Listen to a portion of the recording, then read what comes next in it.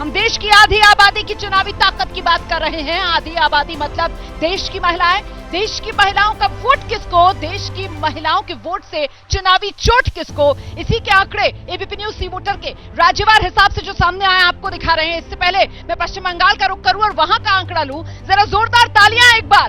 और सवाल आप लोगों में से किस किस के पास है, हाथ जल्दी से ऊपर कीजिए। सवाल किसका है?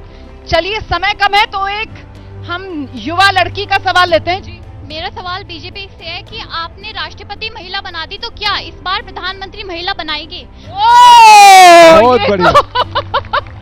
ये दिल मांगे मोर वाला हिसाब हो गया। More and more and more. क्या सवाल है? जो मैम, मेरा सवाल कांग्रेस प्रवक्ता से है कि आपने इंडिया अलायंस बनाई, उसमें आप भी एक सहयोगी पार्टी है और आपके प्रमुखों ने जैसा व्यवहार किया है स्वाति मालीवाल के साथ, फिर आप महिला सशक्तिकरण की बात कैसे कर सकते हैं सर?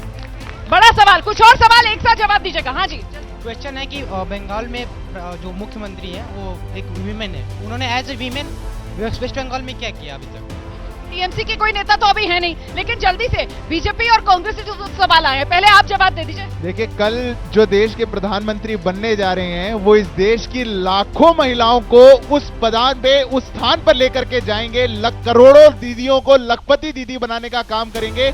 कि जो मेरी बहन ने भी सवाल पूछा है वो भी कहेंगी कि दिल मांगे मोर और मजा आ गया, वो भी जाकर के ये बात बोले। ठीक है, देखिए, हमारी पार्टी का और मुझे लगता है हमारी भारत की जो संस्कृति है वो महिलाओं का सम्मान आज से नहीं कर रहा है, वो सदियों से कर रहा है। पहले साध्वियां हुआ करती थी, ऋषियों के साथ ऋषि पत्नियां हुआ करती थी, तो उन्होंने कहा था यत्र नार्यस्तु पूजन्ते रमन्ते तत्र देवता। तो नारियों का सम्मान हमें भाजपा से नहीं सीखना है, विपक्षियों से नहीं सीखना है। नारियों का सम्मान हमें ऋषि परंपरा से सीखना है। और स्वाति, सुनिए, इनको समझा रहा हूँ कि आज से नारी का सम्मान नहीं हो रहा है। मोदी जी आके नहीं करना सिखा गए।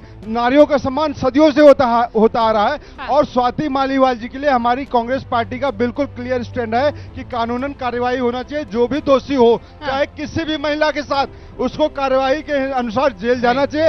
लेकिन एक बात, रोमाना जी, एक बात, लेकिन यही देश है, यही संसद भवन है, यहाँ पे बेटियों के खिलाफ ये भी जो साफ होती धरना है। प्रदर्शन आगे हो रहा बढ़ूंगी। था, पश्चिम बंगाल का आंकड़ा मैं आपको दिखाऊंगी इसी वोटर एग्जिट पोल के आंकड़े में। पश्चिम बंगाल को लेकर महिलाओं ने किस पर कितना भरोसा जताया, नंबर अब आपके सामने हम रखने वाले हैं। और जो आंकड़ा बड़ा सामने आ रहा है, पश्चिम बंगाल में जो टोटल महिलाओं ने वोट दिया है उसमें 43% सबसे ज्यादा महिलाएं अगर किसी एक पार्टी पर भरोसा जता रही हैं तो वो टीएमसी, ममता बनर्जी। 43% महिलाएं ममता बनर्जी की पार्टी पर भरोसा जता रही है, 38% ही बीजेपी पर भरोसा जताती हुई नजर आ रही है। यह आंकड़ा बेहद महत्वपूर्ण हो जाता है। और इस लिहाज से राखी बख्शी की संदेश खाली का मुद्दा, महिला सम्मान, महिला अस्मिता का मुद्दा जो बीजेपी की तरफ से जोरदार तरीके से उठाया गया, बावजूद इसके महिलाएं बंगाल में ममता पर भरोसा जता रही है। आप कैसे देख रही है इस आंकड़े को?